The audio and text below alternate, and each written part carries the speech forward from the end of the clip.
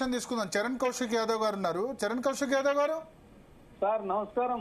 నమస్కారం. ఒకటి, ఇప్పుడు సరే రేవంత్ రెడ్డి అడ్మిట్ చేసి, రాహుల్ గాంధీ అడ్మిట్ చేశారు ఓబీసీలకు అన్యాయం జరిగింది అని చెప్పి.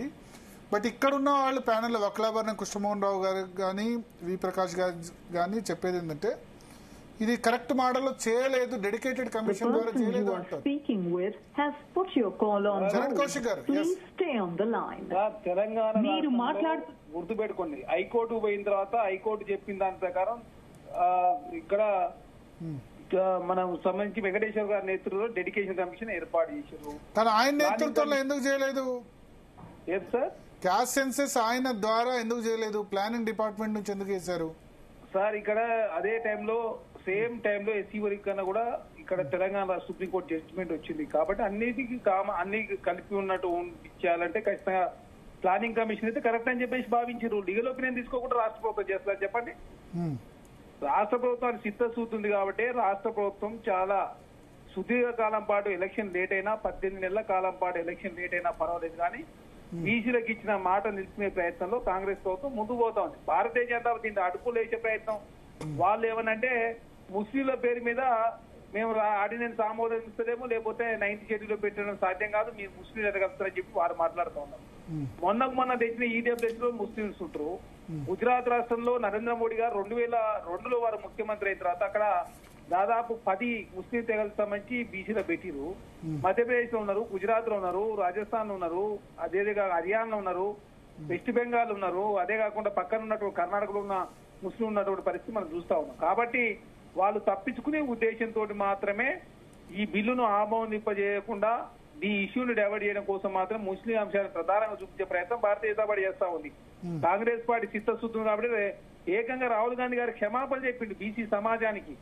మేము అధికారం ఉన్నప్పుడు చేయలేకపోయినా 21 సంవత్సరాల కాలం పాటు నేను ఎంపీగా వివిధ హోదాలో పనిచేసిన ఆ టైంలో నేను ఓబీసీలకు చేయాల్సిందంత చేయలేదు కాబట్టి నన్ను క్షమించనని చెప్పేసి ఒక ప్రధాన ప్రతిపక్ష నాయకుడు ఈ దేశంలో ఉన్న ఓబీసీలకు క్షమాపణ చెప్పిన కాంగ్రెస్ పార్టీ చిత్తశుద్ధి ఉందా లేదనేది ఈ దేశ పేర్లు అర్థం చేసుకుంటా ఉన్నారు కదా. కాబట్టి కాంగ్రెస్ పార్టీ చిత్తశుద్ధి కాబట్టి దాదాపు తెలంగాణ రాష్ట్రంలో 50 రోజుల పాటు కావచ్చు, రెండోసారి అవకాశం ఇచ్చి కావచ్చు, అదే కాకుండా కులగణంలో భాగస్వాములు కాని వాళ్ళు ఈనాడు టీఆర్ఎస్ పార్టీ కులగణంలో భాగస్వాములు కాలేదు. కేసీఆర్ గారు కాలేదు, హరీష్ రావు గారు కాలేదు, అదేవిధంగా కేటీఆర్ గారు కాలేదు. భారతీయ జనతా పార్టీ నుంచి డీకే అన్న గారు కూడా కులగణంలో వాళ్ళ వివరాలు నమోదు చేసుకోలేదు.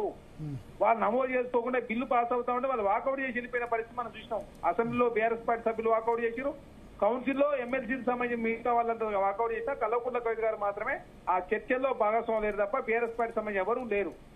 ఇక భారతీయ జనతా పార్టీ రాష్ట్రం ఉంటుంది, దేశంలో మేము కులగణకు సంబంధించి ముస్లిం అంశాన్ని తీసుకొచ్చి దేశంలో ఉన్నటువంటి భారతీయ జనతా పార్టీ వ్యతిరేకిస్తా ఉంది. గతంలో బీహార్ రాష్ట్రంలో కూడా రాష్ట్రంలో భారతీయ జనతా పార్టీ రాష్ట్ర నాయకత్వం మేము కులగణ మేము అనుకూలం చెప్పారు, జాతీయ నాయకత్వం వ్యతిరేకించింది. అమిత్ షా గారు పోయి జార్ఖండ్ లో 50% సీలింగ్ వ్యత్యాసం చెప్పి అమిత్ షా గారు మాట ఇచ్చారు. ఇప్పుడు అమిత్ షా గారి మాట నిలుపుకుంటారా లేదని చెప్పేసి దేశ సమాజాన్ని కూడా గమనిస్తా ఉన్నారు భారతీయ జనతా పార్టీ. కాబట్టి భారతీయ జనతా పార్టీ ఈ దేశంలో ఓబీసీ ప్రజలను మోసం చేసే ఉద్దేశంతో వారు ముందుకు పోతా ఉన్నారు.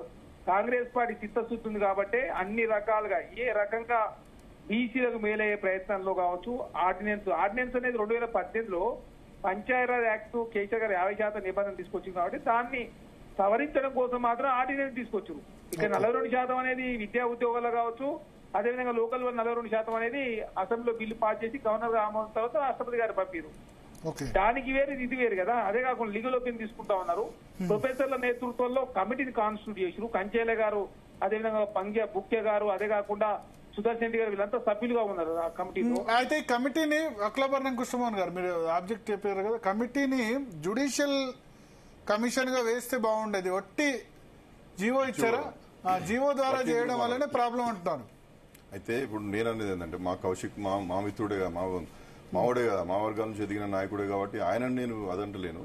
రాహుల్ గాంధీ గారి కమెంట్స్ కూడా చాలా గొప్పవి. వారు హైదరాబాద్ కు వచ్చినాడు కూడా వారు చాలా స్పష్టంగా ప్రజల నుండి వచ్చినటువంటి ఫీడ్బ్యాక్ ఆధారంగా క్వశ్చన్ తయారు చేయండి, ప్రజలను ముందు పెట్టుకుని పొమ్మని చెప్పి రాహుల్ గాంధీ గారు చాలా స్పష్టంగా చెప్పారు. ఈ రోజు కౌశిక్ అన్నట్టుగా చాలా హుందాతనంగా ముందుకొచ్చి ఏమన్నారు, గతంలో పొరపాటు జరిగినాయి ఇకపై జరగకుండా చేస్తాం అనేటువంటి మాట వారు చెప్పారు. దాన్ని మేము స్వాగతిస్తున్నాం, నేను కాదనటం లేదు. ఇక్కడ మా బాధలు ఏంటంటే కౌశిక్ అయినా నేనైనా ప్రకాష్ అయినా మేమందరం బ్యాక్వర్డ్ క్లాసెస్. మేము ఏమనుకుంటాం, మాకు 80% 42% నిలబడాలి. ఇవాళ ఇందిరా సాహ్ని కేసు విషయంలోనే అందరం మాట్లాడతాం కదా. ఇందిరా సాహ్ని 1992లో పేరా 667లో ఏమన్నది ఒకసారి చూడండి. Field studies, public consultations and multi indicator analysis ensure fairness and constitutional legitimacy అన్నది. కాన్స్టిట్యూషనల్ లెజిటిమసీ అంటే ఒక ఇండిపెండెంట్ కమిషన్ వేసి చేయమన్నారు. కాబట్టి ఇండిపెండెంట్ కమిషన్ ద్వారా జరగలేదు కాబట్టి ఇవి న్యాయస్థానంలో నిలబడవు. మేము కోరుతున్నది ఏంటి, ప్రామాణికమైన పద్ధతులు పాటించండి. ఒక ఇండిపెండెంట్ కమిషన్ వేసి సర్వే చేయండి. ఆ విధంగానే కృష్ణమూర్తి కేసులో చెప్పినట్టుగా డెడికేటెడ్ కమిషన్ వేయండి. ఆ డెడికేటెడ్ కమిషనే స్వతంత్రంగా ముందుకు పోయే ప్రయత్నం చేస్తే అన్ని నిలబడతాయి. వాళ్ళు 160 కోట్లు ఖర్చు పెట్టినరు. కుల సర్వే మొత్తం చేయించారు. సుదర్శన్ రెడ్డి గారి కమిటీ వేసిండ్రు, భూసాని కమిటీ వేసిండ్రు, బిల్లులు తయారు చేశారు, రాష్ట్రపతి గారికి పంపించారు. దీనిలో ఎక్కడ మాకు ఇబ్బంది లేదు. కానీ మీరు పాటించినటువంటి పద్ధతులు తప్పు. ఈ తప్పుడు పద్ధతులు అవలంబించడం ద్వారా న్యాయబద్ధంగా సుప్రీంకోర్టు ఇచ్చినటువంటి జడ్జిమెంట్ల ప్రకారం మనం పోకపోవడం ద్వారా ఇవి ఊరికనే వేగంగా కొట్టేస్తారు కదా. ఇవాళ బీహార్ లో జరిగింది అదే కదా. బీహార్ లో ఏం జరిగింది, 500 కోట్లు ఖర్చు పెట్టిండ్రు, 14 కోట్ల జనాభాను గణించిండ్రు. ఆ డాటాను పట్టుకుని ఆయన బిల్లులు చేసి చట్టం చేసి 65% రిజర్వేషన్లతో ముందుకు పోయిండు. అయితే ఏమైంది, నీ ప్రామాణిక పద్ధతులు ఇవ్వయ్యా, నువ్వు కమిషన్ ఒపీనియన్స్ తీసుకోలే, బ్యాక్వర్డ్ క్లాస్ కమిషన్ ఒపీనియన్ తీసుకోలే, చట్టబద్ధంగా నువ్వు కమిషన్ వేయలేదు కాబట్టి నీ యొక్క 65% రిజర్వేషన్ల చట్టాన్ని కొట్టివేస్తున్నావు అన్నారు. సుప్రీంకోర్టు పోతే కూడా సుప్రీంకోర్టు స్టే ఇవ్వలేదు కదా. అలాంటి పరిస్థితి మనకెందుకు రానివ్వాలి?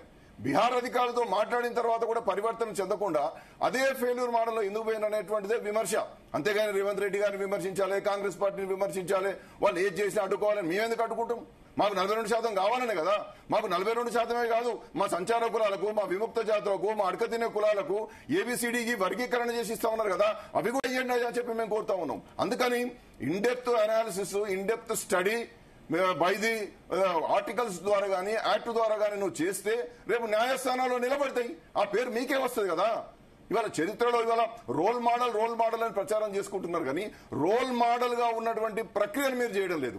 విధానపరమైనటువంటి లోపాలతో ముందు పోతున్నారు. కాబట్టి దాన్ని పరిష్కరించండి అని చెప్పి మేము ప్రభుత్వాన్ని విజ్ఞప్తి చేస్తున్నాం, కోరుతున్నాం. ఇది విమర్శ కాదు, వైఫల్యాల మీదనే విమర్శ. ప్రభుత్వం మీద మేము ఎప్పుడు కూడా విమర్శ చేసే ప్రయత్నం చేస్తలేము. కాబట్టి దాన్ని అర్థం చేసుకోమంటున్నాం. ఇప్పటికైనా తొందర లేదు. ఇవాళ సింగిల్ బెంచ్ మాత్రమే నీకు సెప్టెంబర్ 30 అన్నది. ఇప్పుడే ఎన్నికలకు పోవాల్సిన అవసరం లేదు. మీరు స్వతంత్ర కమిషన్ వేసి మళ్ళీ చట్టబద్ధంగా స్వతంత్ర కమిషన్ వేసి మళ్ళీ మొత్తం సర్వేనంతా కూడా చేసి చేయాలి. ఇప్పుడు ఉన్నటువంటి డాటాను తీసుకోండి, ఆ డాటానే తీసుకోండి, మేము కాదంటలేము. ఒక స్వతంత్ర కమిషన్ ను 340 కింద వేస్తారా, కమిషన్ ఆఫ్ ఎంక్వైరీస్ యాక్ట్ కింద వేస్తారా, వేయండి, అధ్యయనం చేయండి, చట్టబద్ధంగా ముందుకు పోండి. ఇప్పుడు సుదర్శన్ రెడ్డి గారు లాంటి పెద్ద ఆయనను వేస్తుంది, కంచైలయ్య గారు ఉండే దాంట్లో మహానుభావులందరినీ దీన్ని వేస్తుంది. ఒక వర్కింగ్ గ్రూప్ అంటున్నారు. ఈ వర్కింగ్ గ్రూప్ కు ఏముంటే చెప్పు, అథారిటీ లీగల్ ఒపీనియన్ తీసుకుంది ఇవన్నీ చేస్తామా అని అన్నారు చరణ్ కౌశిక్, అంతేనా? చేస్తారు సార్. ఇప్పుడు ఇంత పెద్ద యజ్ఞం చేసేటప్పుడు ప్రభుత్వం వేగ్గా పోతా చెప్పండి? వేగ్ అయితే ప్రభుత్వం పోదు. తెలంగాణ రాష్ట్రంలో మేధావులు కావచ్చు, బీసీ సంఘాలు కావచ్చు, అనుభవం ఉన్నటువంటి న్యాయ నిపుణుల సలహా సూచనల మేరకు మాత్రమే రాష్ట్ర ప్రభుత్వం ముందుకు పోతాం. ఇక్కడ ప్రతి అంశంలో చూడండి, ఒకలాభాన కృష్ణమూర్తి గారు కావచ్చు, జార్జ్ శ్రీనివాస్ గౌడ్ గారు కావచ్చు, చాలా మంది మేధావులు చాలా సందర్భాల్లో ప్రభుత్వంలో ఉన్న పెద్దలు కలిసిరు, ప్రభుత్వంలో ఉన్న పెద్దలు కూడా వివరించారు కదా వాస్తవ విషయాలని కూడా. కాబట్టి ఎట్టి పరిస్థితుల్లో బీసీల అంశానికి న్యాయం చేసే ఉద్దేశంతో కాంగ్రెస్ ప్రభుత్వం ముందుకు పోతా ఉంది తప్ప ఏదో మభ్యపెట్టి మసిబూసి మారేడుకాయ చేయాలి, రాజకీయంగా లబ్ధి జరగాలని చెప్పేసి కాంగ్రెస్ పార్టీ కోరుకోవడం లేదు. దేశంలో భారతీయ జనతా పార్టీ మీద ఈనాడు ఇంత పెద్ద ఎత్తున ఒత్తిడి పెరిగిందంటే అది తెలంగాణ రాష్ట్రంలో కాంగ్రెస్ ప్రభుత్వం రేవంత్ రెడ్డి గారి నాయకత్వం. సో ఒకటి ఖచ్చితంగా ఇప్పుడు ఎలక్షన్స్ 42% వస్తేనే ఎలక్షన్ పెడతారు, లేకపోతే లేదు సార్. ఇప్పుడు దానికోసమే 18 నెలల కాలం పాటు మనం ఎలక్షన్ పెట్టకుండా కరెక్టే, అది అయిపోయింది. ఇప్పుడు కేంద్రం గవర్నర్ యాక్సెప్ట్ చేయలేదు ఆర్డినెన్స్, లేకపోతే కాలేదు. సెప్టెంబర్ 30 లోపు ఎలక్షన్ పెట్టాలి. ఇవాళ జూలై 25 వచ్చింది, ఇంకా 2 నెలలే టైం ఉంది. ఎట్లా ఖచ్చితంగా వెళ్తుందని చెప్తారా, లేదా కేసీఆర్ గతంలో కోర్టు ఒప్పుకోలేదని 23%తో వెళ్ళిపోయినారు? లేదు సార్, దానికి ఇంకొక మెథడ్ ఇప్పుడు మధ్యప్రదేశ్ తరహా కూడా ఆలోచిస్తా ఉన్నారు. మధ్యప్రదేశ్ లో ఒక గ్రామాన్ని యూనిట్ గా తీసుకొని రిజర్వేషన్లు అంశాన్ని లెక్కించినప్పుడు 51% బీసీ ఉంటే బీసీ అయిపోతుంది. కాబట్టి ఆ దిశగా అడుగులేస్తే ఏ విధంగా ఉంటది, రకరకాలుగా అన్వేషణ చేస్తా ఉన్నారు. దేశంలో ఉన్నటువంటి ఒక్కొక్క రాష్ట్రంలో ఒక్కొక్క మెథడాలజీ కాబట్టి తెలంగాణకి ఏది అయితే బాగుంటుందనే దాని ఉద్దేశంతో. కానీ ఒకటైతే రాహుల్ గాంధీ తప్పైతే ఒప్పుకున్నారు, కరెక్ట్ గా చేయలేదు ఇన్ని సంవత్సరాలు అని చెప్పి. ఎస్ సార్, ఓబీసీలకు 22 సంవత్సరాల కాలంలో నేను ప్రజా జీవితంలో ఉన్నా, ప్రభుత్వం ఉన్నప్పుడు ఉన్నాం, లేనప్పుడు ఉన్నాం. కానీ ఓబీసీలకు మేము అనుకున్న స్థాయిలో చేయలేకపోయినాం, మేము క్షమాపణ కోరుతామని చెప్పి చాలా స్పష్టంగా వారే ఒప్పుకున్నారు. అదే కాకుండా ఇక్కడ ప్రధానంగా రాహుల్ గాంధీ గారు రేపు పార్లమెంట్ లో పోరాటం చేయబోతా ఉన్నారు. ఇండియా కూటమిలో ఉన్నటువంటి ఎంపీలతో కూడా పోరాటం చేయబోతా ఉన్నారు. రాజ్యసభలో కాంగ్రెస్ పార్టీకి 27 మంది ఎంపీలు ఉన్నారు, లోక్సభలో 99 మంది ఎంపీలు ఉన్నారు. ఖచ్చితంగా కేంద్రం మీద ఒత్తిడి తెచ్చే ప్రయత్నంలో ప్రభుత్వం ముందుకు పోతా ఉంది.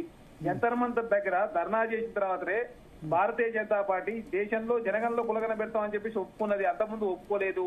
అదే కాకుండా గతంలో కూడా ఇప్పుడు చూడండి, గుజరాత్ లో పాటిదారు ఉద్యోగం జరిగినట్టు కూడా 50% సీటింగ్ ఒప్పుకోలే భారతీయ జనతా. కానీ జార్ఖండ్ ఎలక్షన్ లో అమిత్ షా గారు మాట ఇచ్చారు, కేరళలో ఆర్ఎస్ఎస్ మాట ఇచ్చింది. కాబట్టి అందరం కలిసి భారతీయ జనతా పార్టీ ఒత్తిడి చేయాల్సిన అవసరం ఉంది. ఓబీసీ సమాజం అంతా కూడా పార్టీల ఖచ్చితంగా కూడా భారతీయ జనతా పార్టీ మీద ఉందా, కాంగ్రెస్ మీద ఉందా ప్రధాన బాధ్యత? నేను చిరంతో లాస్ట్ విషయాన్ని నేను అంగీకరిస్తున్నా. భారతీయ జనతా పార్టీ కేంద్రంలో ఉన్నది 9th షెడ్యూల్ లో పెట్టాల్సినటువంటి బాధ్యత వాళ్ళ భుజస్కంధాల మీద